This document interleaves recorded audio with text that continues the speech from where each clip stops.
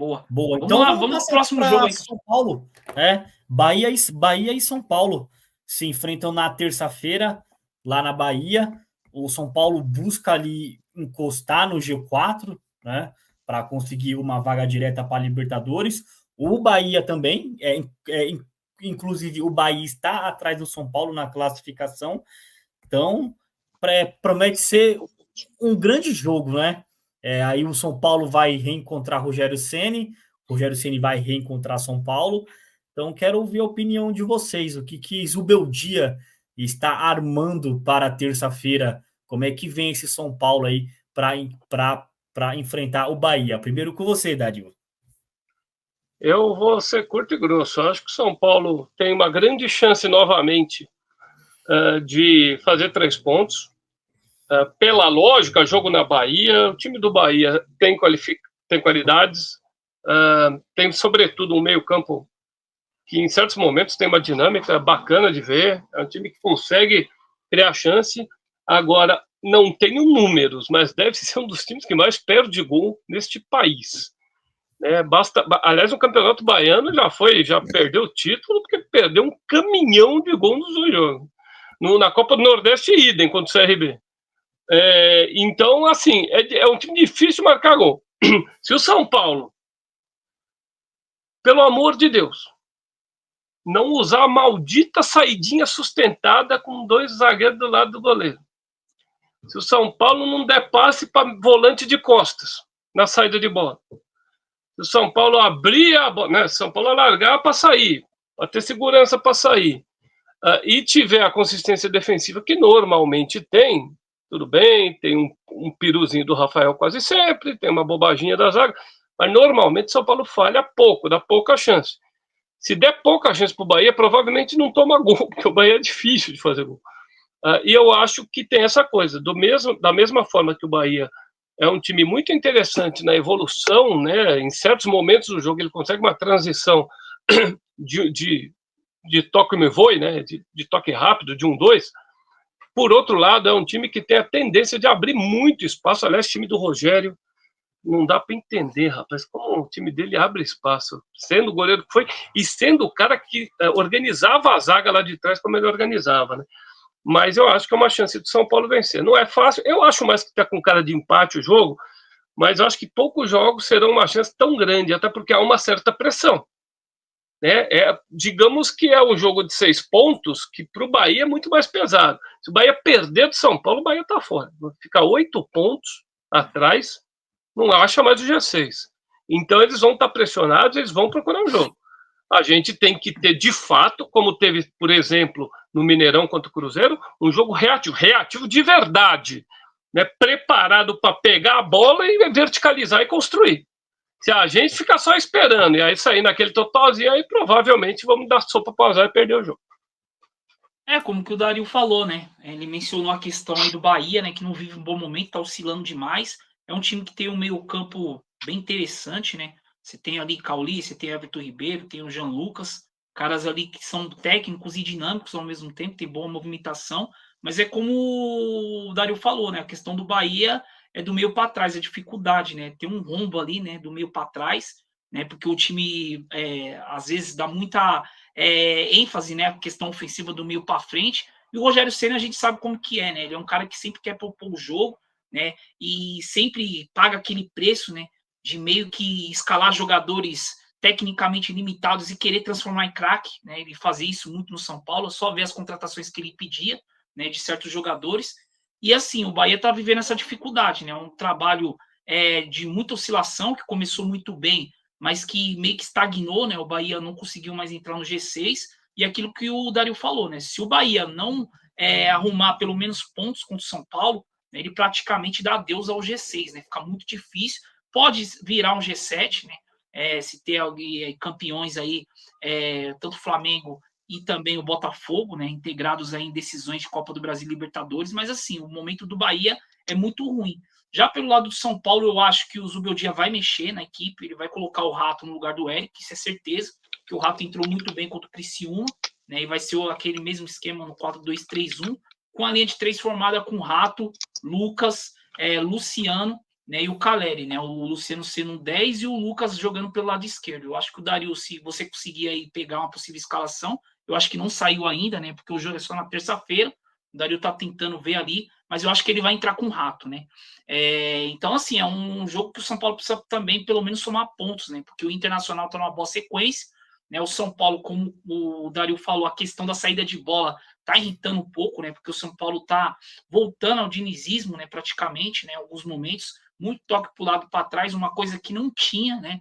Tanto no trabalho do Carpini, que era um jogo mais vertical, mas que pulava muito meio campo, né? E se você pula o meio campo com esse esquema, eu acho que até daria certo, porque o São Paulo só joga com 2 no meio, né? Mas como o Zubeldia começou o trabalho dele bem, né? Trabalhando mais a bola e a bola saindo mais rápido de trás, o São Paulo não sofria tanto, né? Naquela sequência de 12 jogos. Mas agora, como o Dario falou, né? Voltou a retomar essa questão do toque para o lado para trás, né? O São Paulo não tinha parado com isso, né? E voltou a recorrer a isso e ficou chamando muito o adversário em alguns momentos. No jogo na Neoquímica Arena, né? Que o Corinthians saiu 2 vezes, o São Paulo saiu 2 vezes na frente do Corinthians, né? E chamou o Corinthians e levou o empate ainda no final do primeiro tempo. Né? Teve alguns outros jogos aí que o São Paulo muito mal, contra o Cuiabá, mesma coisa, né? E foi insuportável porque repetiu demais essa saidinha para o lado e para trás, né? Pouca objetividade. E agora, alguns momentos contra o Criciúma, né? Que o São Paulo também muitas vezes recorreu toques para o lado e para trás e para o Rafael. Então, assim, é uma coisa que o São Paulo, nesse jogo, vai ter que fazer a bola andar, né? Porque o time do Bahia vai aproveitar aí o fator casa, vai aproveitar a questão do gramado seco, né? Que é difícil jogar na Fonte Nova, né? Um gramado ali um pouco irregular, e vai tentar fazer uma pressão ali no time do São Paulo, que o Rogério Ceni gosta de fazer. Então, já que o Rogério Ceni é freguesaço do São Paulo, né, dirigindo outros clubes contra o São Paulo tem aí, no mínimo, a obrigação de pontuar nesse jogo, né? Eu acho que também não vence, como o Dario falou, acho que fica no empate aí, essa partida, mas é isso, o São Paulo precisa pelo menos pontuar para ficar ali entre os 6. Eu vi até no Salve Tricolor, né, depois da live que a gente fez, eu, Dario e o Thiago, lá no Instagram, né, eles falando sobre a questão das projeções, né? Eu acho que com 60 pontos também, até 58, o São Paulo já está dentro aí, pelo menos da pré-Libertadores. Tem alguma coisa aí, ô Dario, da escalação possível? Não, nada prático. Não, né? A única coisa bem importante em termos de escalação é que o Tassiano não joga. Que é um dos jogadores mais importantes, fundamental. Um dos jogadores com mais assistência e gols esse ano. É um jogador absolutamente fundamental no esquema de jogo, na transição e no último terço ali pro Rogério. Jogador também bom de bola aérea, embora não seja tão alto. E um jogador que, embora atualmente o gás dele não dure muito, mas no primeiro tempo, por exemplo, é um jogador que também faz a recomposição muito bem, ajuda muito na marcação. Então é importante. O São Paulo, olha, pelo que eu estou vendo aqui, pelo que a gente viu do jogo treino com o São Bernardo, por exemplo, dá para imaginar que o Sabino não vai ser titular e que o Igor Vinícius não vai ser titular, porque eles estão no jogo com o São Bernardo como titular. Então eu quero crer que é Rafael, Rafinha, Arboleda, o Franco e o lamentável Jamal Lewis. Não tem muita opção, agora só não sei de cartão amarelo, se a gente está com alguém fora, mas acho que não.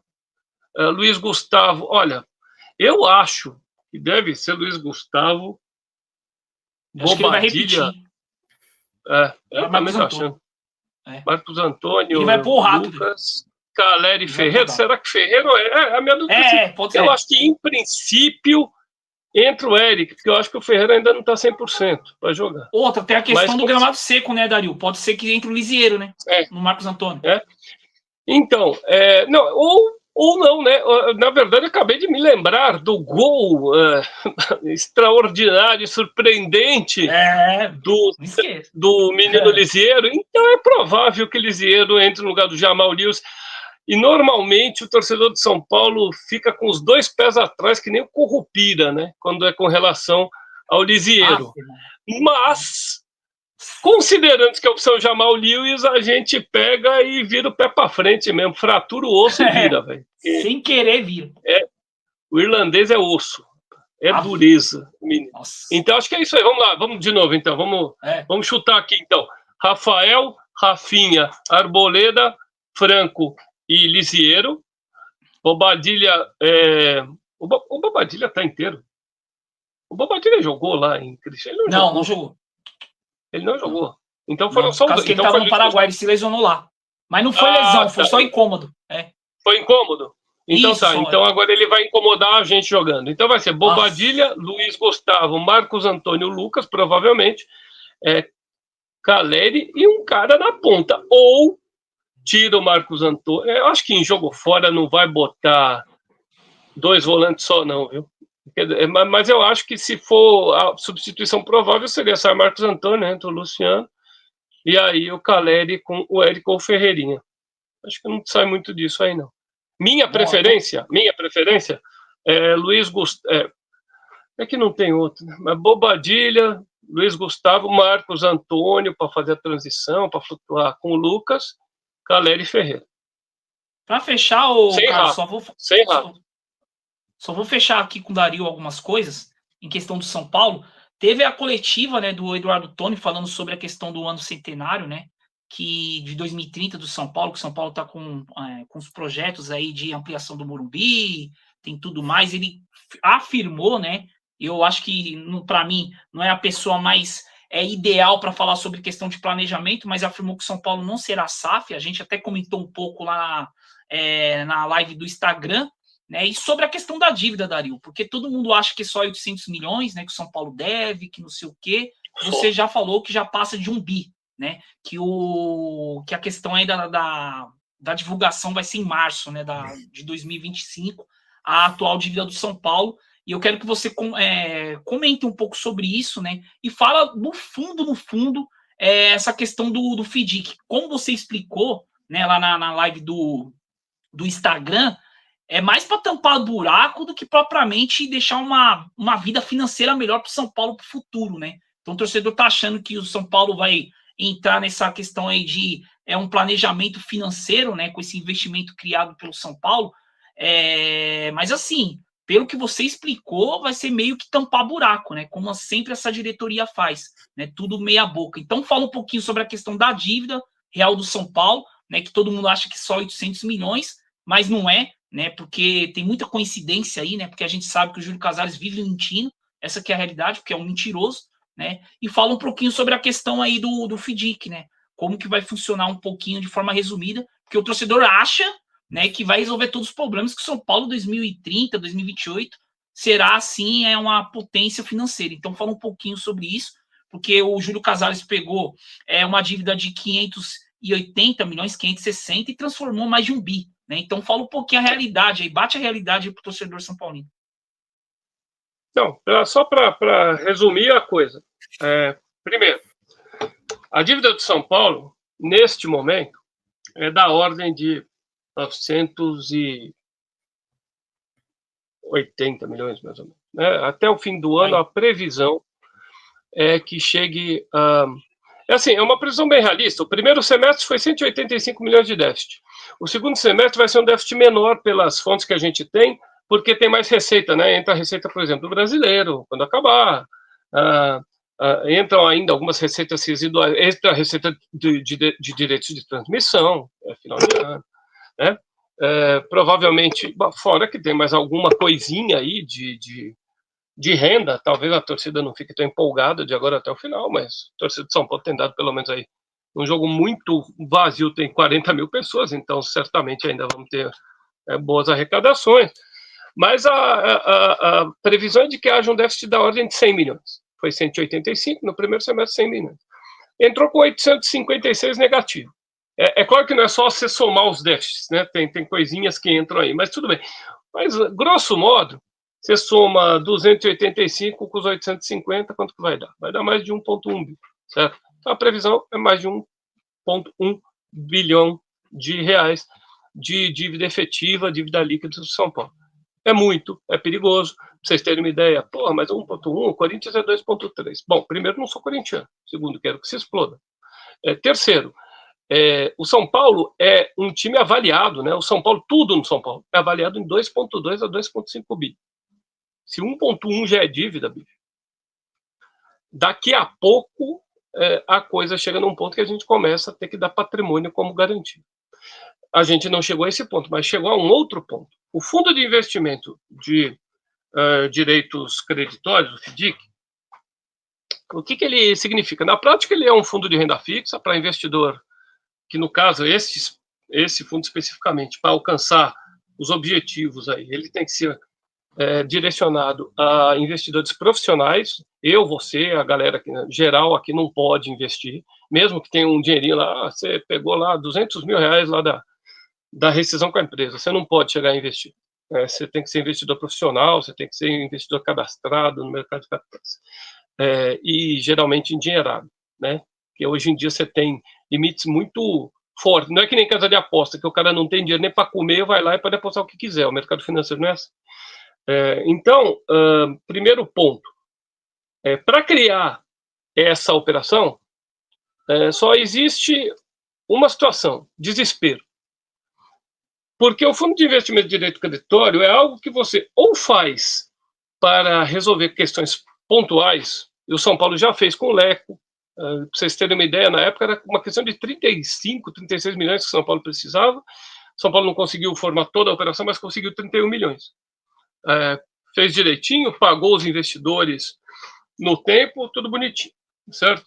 E mesmo assim acabou com 580 milhões de dívida. O Leco pegou, se eu não me engano, 290, 280 do Juvenal. Então, na prática, o Leco fez 300 milhões de dívida. O Júlio Casares, que fazia parte tanto da gestão do Juvenal, que deixou o time com 280 milhões. Como era presidente do Conselho de Administração, quando o Leco estava no poder, e a gente chegou aos 580 milhões. É importante dizer isso, porque ele não tomava decisões sobre o dinheiro, mas ele assinava coisas, por exemplo, como a contratação do Daniel Alves. Precisa mais alguma coisa? Então, ele fingir que ele não tem nada a ver com aquilo, tá de sacanagem. Mas ele, individualmente, na gestão dele, pegou 280. O Leco fez o negócio pular de 280 para 580 em 5 anos. Porque primeiro ele foi presidente tampão, né? Porque o Carlos Miguel foi afastado lá por causa do escândalo Jack, né? Do escândalo da Farist. E depois o Leco teve uma eleição. Então, ao todo, o Leco ficou 5 anos. O Leco piorou a situação em 300 milhões. O Casares está lá 3 anos e meio.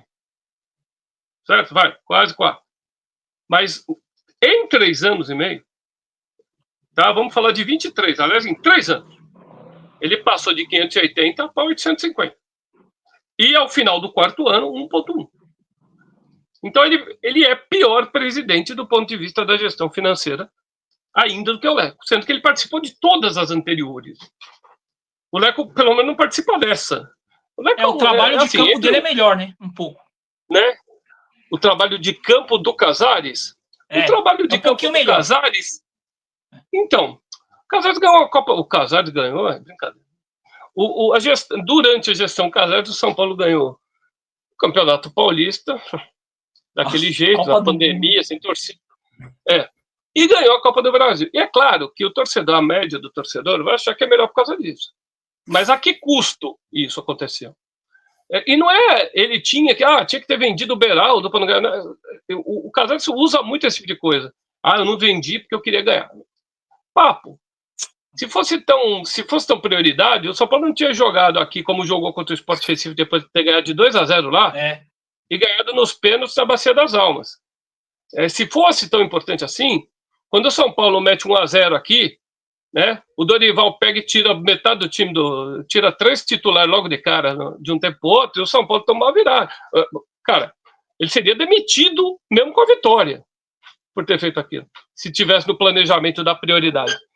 Na verdade, se a gente tivesse diretor de futebol, quando os caras empataram, já descia alguém pro banco e falava: filho, se vira aí, senão tchau.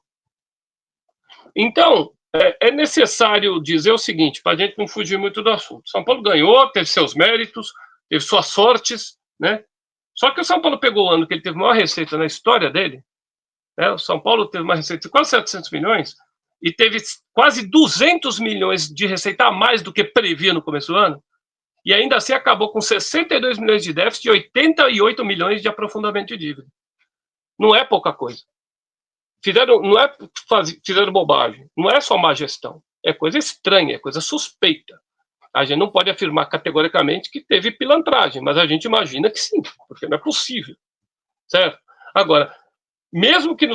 Eu até estou para dizer o seguinte, se ninguém rouba, é pior ainda, porque o nível de incapacidade para pegar um ano de maior receita do clube e botar o clube a caminho do bilhão de dívida não é pouca coisa, não é pouca estupidez. Tá? Vamos para fechar com o FDIC. Eu não vou falar tudo aquilo que todo mundo já falou, São Paulo tem que limitar o gasto de 350 milhões, eu vou falar só uma coisa. Tá?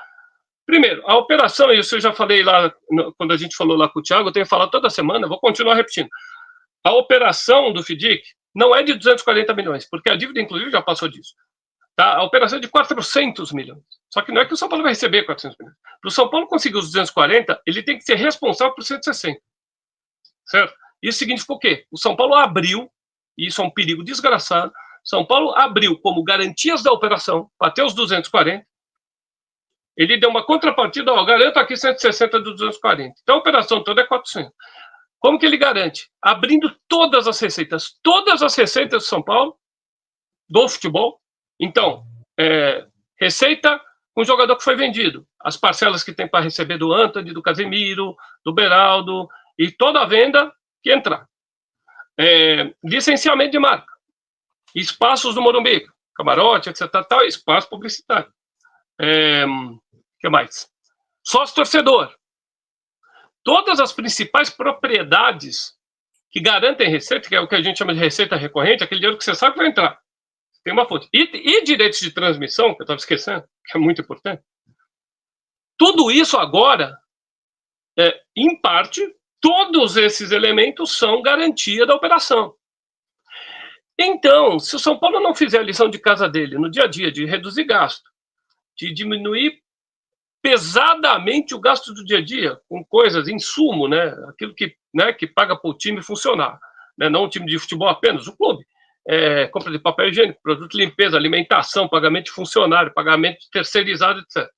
Se o São Paulo não fizer uma reengenharia danada, ele não vai conseguir limitar o gasto. Porque o problema dele não é nem limitar 350 milhões o gasto no departamento de futebol. O elenco de São Paulo hoje vale algo como 460 milhões. Não é nada difícil você pegar esse... né? Você não vai mandar todo mundo embora para contratar outro time, certo? Você vai ter alguns jogadores que você precisa colocar. Se você investir direito, na verdade, você precisa investir 50, 60 milhões e tá seguro. Não vai ganhar título, se ganhar vai ser uma Copa, coisa que vale, mas tá seguro no brasileiro, certo? O problema é pegar 50 milhões e comprar o André Silva. Né? O Galopo, o Galopo mais o André Silva dá 35, 21, vou arredondar para 52, 54, mas vamos arredondar para 50. Eu falei aqui, né, o Igor, quando a gente estava com o Thiago, 50 milhões, André Silva e Galopo, essa maravilha. E não vai dizer que não, porque era uma promessa que não era. Estava no Banfield com 23 anos e um ligamento estourado. Aí chegou aqui e estourou outro. E o André Silva nunca foi porcaria nenhuma no futebol, nem em Portugal, nem em lugar nenhum. Então, você gasta 50 mil, o problema não é trazer. O problema é quanto gasta nisso. O problema é que você tem que dar um monte de comissão, tem que fazer esqueminha com um, fazer esqueminha com outro. E aí você gasta 50 pau com dois.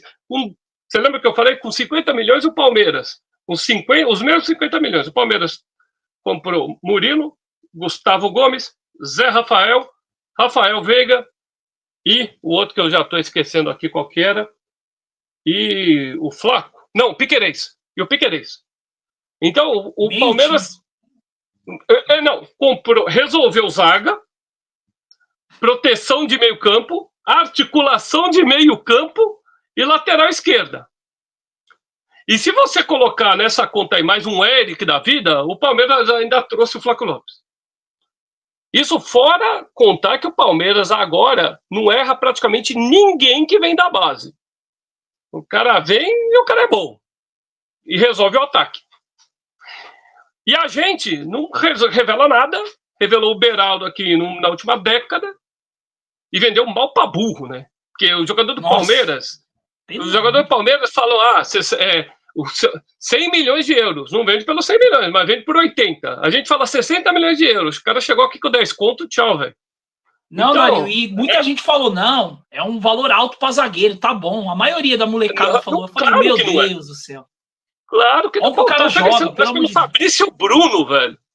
Então. Né? Então, pau a pau. E pior.